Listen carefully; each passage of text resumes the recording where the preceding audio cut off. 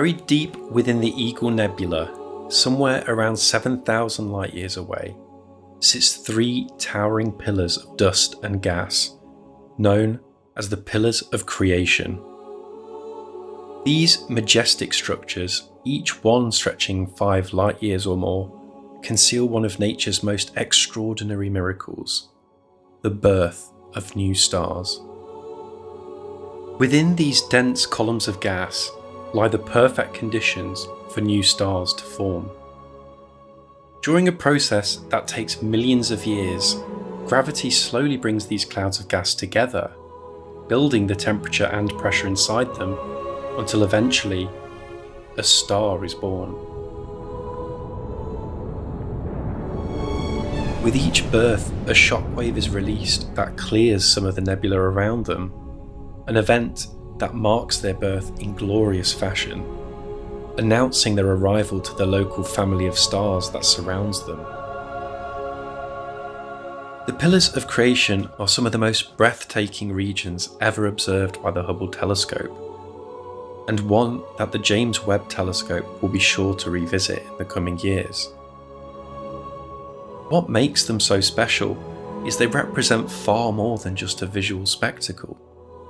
They're a symbol, a reminder to us that the universe is a living, breathing structure, an evolving landscape filled with creation and destruction.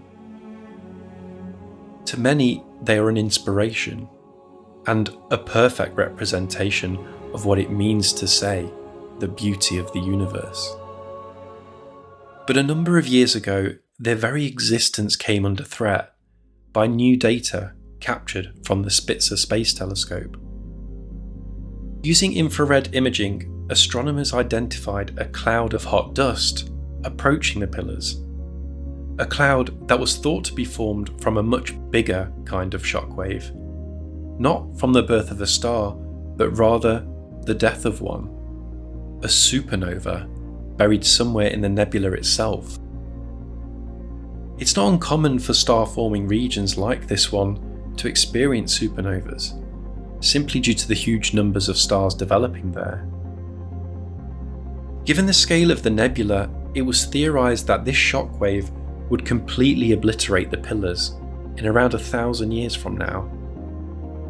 And yet, in a recent twist, further research has shown that there isn't enough radio or X-ray radiation to suggest a supernova ever happened at all. In fact, the cloud of hot dust that was observed might have been caused by the stellar winds from massive stars in the area. To the relief of many enthusiasts and astronomers around the world, it looks like the Pillars of Creation aren't going anywhere just yet. But they are slowly eroding, which has a lot to do with their unusual shape.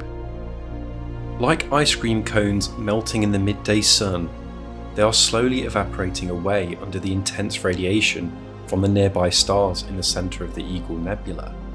A process we can already see is happening when we look closer at the images taken over the last couple of decades.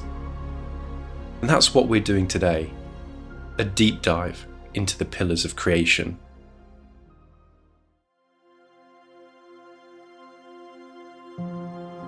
"5 years after the Hubble telescope was launched, it would turn its watchful eye towards the Eagle Nebula, an open cluster of around 8,000 stars discovered by Jean-Philippe de Chazot 300 years earlier. Within this stunning nebula, there existed a great cavity, filled with newly formed stars and a stunning internal structure, where the nebulous gas intertwines with the void of empty space. Along this internal structure are 3 stalagmites protruding from the base. Using the Wide Field and Planetary Camera 2, Hubble was able to focus on these 3 columns of gas to create a composite image in which the elements hydrogen, sulfur, and oxygen could be overlaid, giving them their own colour in a process known as false colour imaging.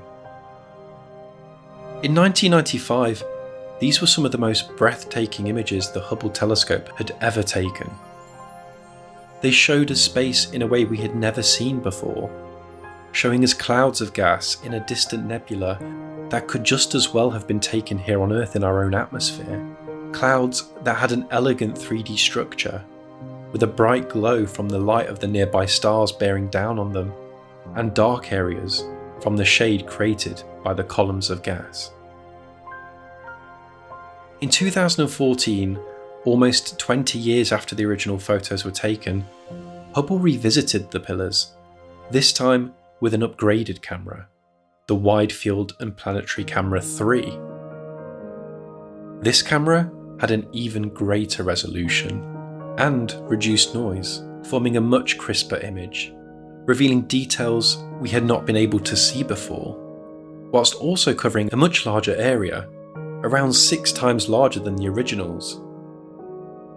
When we overlay the two, it really shows how far the technology had progressed since the launch of the telescope, and actually demonstrates one of the benefits Hubble has over the James Webb Telescope. Being just outside our atmosphere, it has been possible to upgrade Hubble over time, something that the Webb telescope was never designed for. The 20-year gap allowed us to observe very small changes in the pillars over time. For example, the original photo showed a jet of matter emanating from one of the newly formed stars inside. But in the revisited images, we can see how this jet has extended. Although it looks tiny, the jet has travelled a further 60 billion miles over that 20-year period, around 600 times the distance between the Earth and the Sun. And this really helps us to imagine the sheer scale that we are looking at here. When you stop to think, we can fit 600 astronomical units in just this tiny gap alone. And perhaps the best feature of the 2014 images was that they clearly showed how the pillars came to form in the first place. If we look to the bottom of the middle pillar, we can see that dust and gas is being evaporated and blown away, like ice cream melting in the midday sun. And actually, that's not a bad analogy for it. The top of the pillars are made of very dense gas, much denser than the rest of the pillar. The glow we are seeing is actually a thin layer of ionized gas, caused by the intense radiation from the stars in the central cavity of the Eagle Nebula. Each pillar has a head that is too dense to be melted straight away. Instead, it's creating shade which stops the gas underneath it from evaporating. And as we go lower down, there is less shade, and gradually we see how the strong radiation and winds from the nearby stars are blowing and evaporating the gas away. A better way to see this density difference between the top and bottom of the pillars is to look at them in infrared, images Hubble also took in 2014. In infrared, we are able to cut through a lot of the dust and gas, but even then the heads of the pillars remain quite opaque because of how dense they are. The lower regions, on the other hand, are almost completely transparent because the gas is much thinner there. As the pillars age, the thinner bases will be the first to erode completely. But in time, the top of the pillars will erode too, finally revealing the newly formed stars that were hiding inside them, a process that will take another 100,000 years. Seeing the pillars in infrared also reveals a much greater number of stars, as we cut through most of the dust and gas that was otherwise blocking them from view. Background stars seem to blend with foreground stars, which really plays havoc on our perspective. In fact, this issue with depth really becomes obvious when we analyse the pillars with the MUSE instrument. Using this technology, we can see that the pillars aren't 3 columns at all, but actually 4 distinct structures that lie at slightly different distances and angles, with some pointing away and some towards us.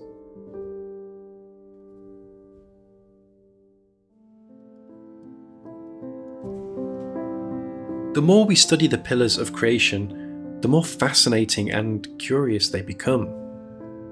With each new technology, we learn things we didn't know before, and they're like the gift that keeps on giving. The next milestone will really be when the James Webb Telescope finally takes a look with its even better infrared technology. As of the making of this video, we still don't know when that's going to be. But having been a long-term fan favourite for amateur and professional astronomers alike, I have a feeling it'll be sooner rather than later. It's likely that our sun was born in a nebula just like this one. And the more we can learn about them, the more we'll really learn about ourselves and where we came from. Maybe one day we'll learn the secrets about what makes us so special. And perhaps even what we should be looking for if we want to discover the next star that could harbour life in the galaxy. Growing up as a kid, the pillars of creation were always one of the most breathtaking and inspiring images I ever saw taken in the universe. And for that reason alone, they'll always have a place in my heart. I hope I've been able to share some of their beauty with you all, and that, just like me, you can now eagerly await the next chapter on this majestic nebula.